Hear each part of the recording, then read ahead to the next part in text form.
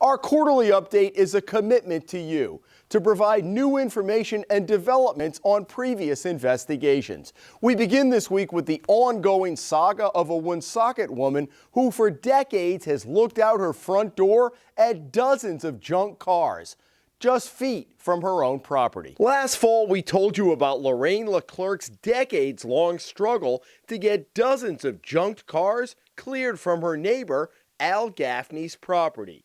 In some cases, just a few feet from her yard.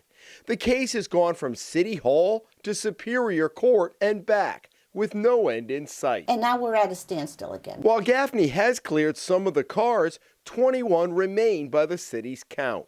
We took this video in February, and Leclerc has continued to take pictures over the past several months. The remaining vehicles are registered and insured, which satisfies the state. But if they are inoperable, that would violate a city ordinance. City Solicitor Mike Marcello is preparing to bring a case against Gaffney, but said he needs several months to see if the term, quote, inoperable applies to Gaffney's cars. Leclerc has heard enough. And they have to be operable. They're not operable. They've been sitting there for years. They have to be street worthy. You have to be, they can't have flat tires, they can't have half a vehicle, they have to start. A zoning hearing is scheduled for July. In 2011, we questioned why millions of taxpayer dollars were used to build what some called a bridge to nowhere within the Quonset Business Park. Now a study says that the bridge has in fact helped with the development at Quonset. The bridge, which cost $4.2 million and was funded mostly by the federal government, connects one side of the park to the other. But some business owners at the time told us drivers could access other roads to accomplish the same goal. So why build the bridge? A report issued last fall says the bridge and resulting safety improvements leveraged an estimated $64 million in private investment and 504 new jobs.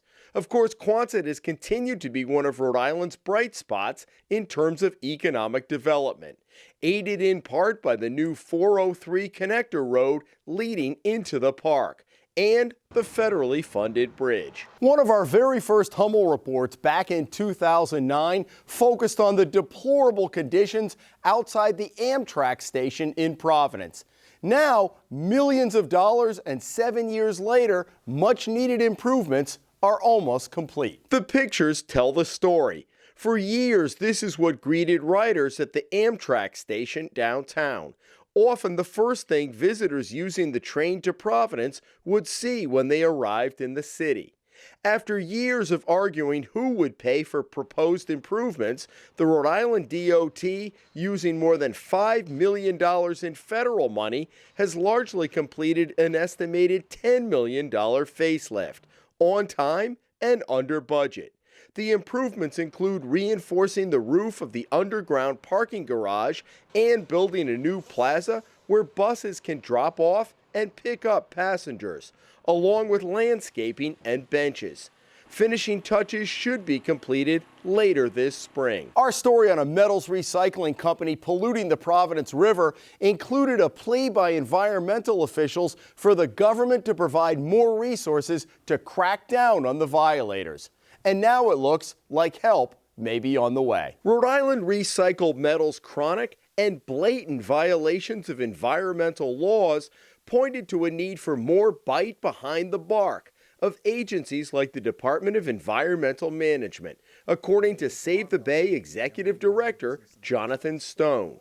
It wasn't until the Rhode Island Attorney General's office stepped in and sued the company that it started to really pay attention, prompting Stone to urge the administration to give state agencies more resources. In her proposed budget, Governor Raimondo has asked for the addition of 2 enforcement staff at DEM, including an attorney in the legal office and an inspector in the Office of Compliance and Inspection. That, Stone said, would be a start toward restoring the agency to the enforcement staffing levels it had a decade ago. The budget still has to be passed by the General Assembly. It's been nearly 3 years since the state put up Jersey barriers to protect defective guardrails along each side of the IWay bridge. Now we found out those guardrails should be fixed by the end of the year. Since 2013, the ugly barriers have been a reminder of a defect in the decade-old state-of-the-art bridge. Inspectors found that the guardrails were not installed properly and for safety reasons put up the Jersey barriers while the state and contractor, Carty Corporation, have haggled about what needed to be done to fix them and who should pick up the cost. The DOT tells the Hummel Report work should be completed in 4 separate phases by November 1st and that the contractor is picking up the cost of the repairs. Finally, we're keeping a close eye on developments in a story that we brought you just last month about a Johnston Town councilwoman and her triplets who go to Narragansett High School. Both towns have launched an investigation based on our story, and we expect to have the outcome for you within the next several weeks.